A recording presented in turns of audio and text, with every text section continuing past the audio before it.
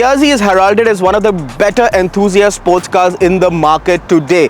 I drove one last year and I liked it quite a lot. It had lots of positive takeaways. It had some drawbacks, but those drawbacks could be fixed with aftermarket support. And this car has a vast aftermarket support. Well, for 2024, Subaru decided to address some of the drawbacks from the factory itself and call it the BRZ TS.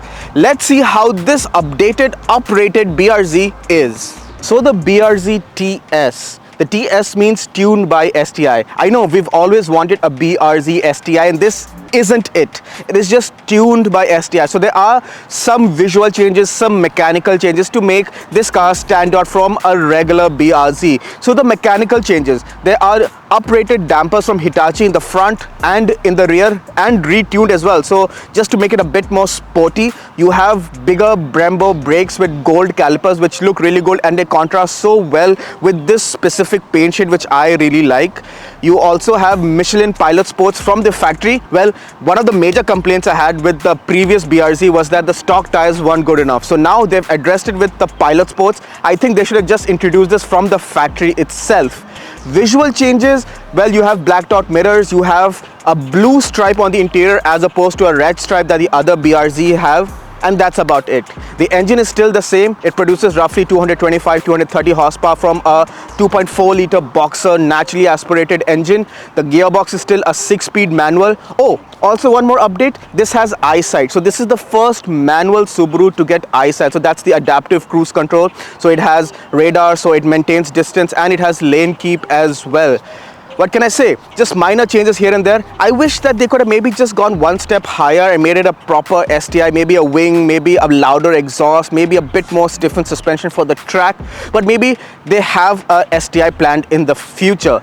For now, this TS is what we will get, and let's see how this uprated BRZ drives. I'm now behind the wheel of the 2024 BRZ TS, so let's get the numbers out of the way. This has a 2.4 liter naturally aspirated boxer engine, produces 228 horsepower, 6-speed manual rear wheel drive, and it's a small lightweight sports car, which has been the ethos of the BRZ. So they didn't have to change the mechanicals too much. So let's see how this coupe drives. Slot into first and we set off, and the clutch is a bit on the heavier side, but it's very much manageable and it picks up speed pretty quickly. And you go through the gears and you'll notice that the gear, just a typical BRZ, is not the smoothest in the market. It's a bit notchy, which is somehow every Subaru manual gearbox. I face the same problem with the WRX. But yeah, it drives really well. The driving position is very nice, very sporty. You sit quite low, but you have a very clear view of the hood as well, depending on how you set your seat. The mirrors are visible, and now there's blind spot monitor as well. You have the same Alcantara suede inside and the 3-spoke steering, which feels very nice to hold. I wish they tuned the exhaust a bit louder, because this is the TS, right? So it's tuned by STI, but it's not. So if I drop it down to here,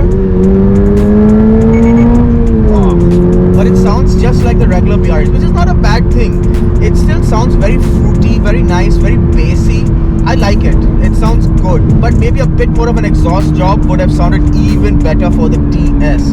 I'm on smoother surface now. I was on a very rough surface before, but yeah, it's just a bit hard, a bit stiff, but you need to sacrifice ride quality for handling, and this BRZ is the prime example. It just handles so nice, especially with the Michelin Pilot Sports now. It's very grippy.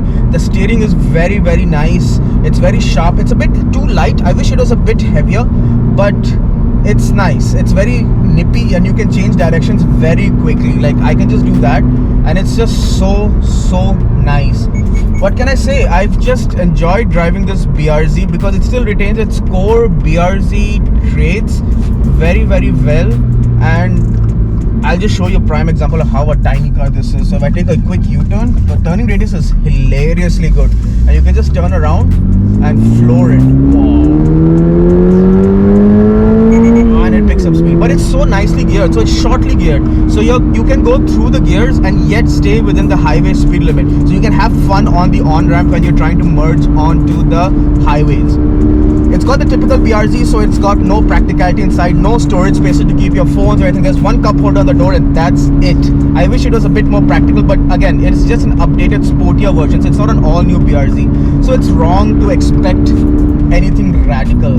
But yeah, it's just a typical sports car, and one sports car that I really like. Fuel economy is also decent on the highway. You can get 8.59 liters per 100. I've been getting a mixed of about 10.2 liters mixed city and highway. Again, I'm on a very bad surface now. It does filter in, you can feel it, but it's not back braking, and that's perfect. I can see why this car is a daily car for so many people around the world, and it's got oodles of torque. There's no turbo lag, so that's nice. It's a good car, but I wish the opportunity to make it even better was there, and I wish Subaru took that opportunity, because STI is a big name. I know it's not a proper STI, it's just tuned by STI, but yeah, the opportunity was there, and Subaru should have taken it to make it just the ultimate BRZ that you can buy for your money.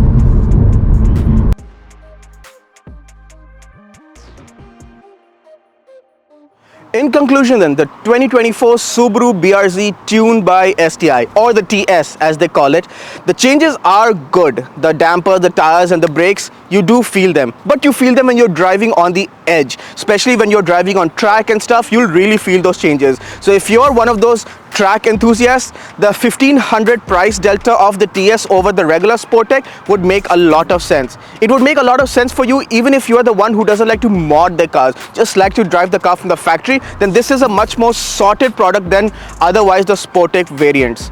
Regarding the STI, I'm a little, confused about that, because I really wish they made a proper BRZ STI. I mean, the potential is lots. You can put in a turbo, maybe some proper track suspension, maybe some aerodynamic stuff like a big wing. I mean, hey, an STI has to have a big wing, right? This doesn't have. It's just tuned by STI. So that's a bit of a shame. But otherwise, I do feel that the 1500 roughly odd dollars over the regular Sportec is totally worth it. And if I were in the market to buy a BRZ, I'd probably buy the TS over the Sportec. So kudos to Subaru for implementing minor changes here and there to make the BRZ just that much more appealing.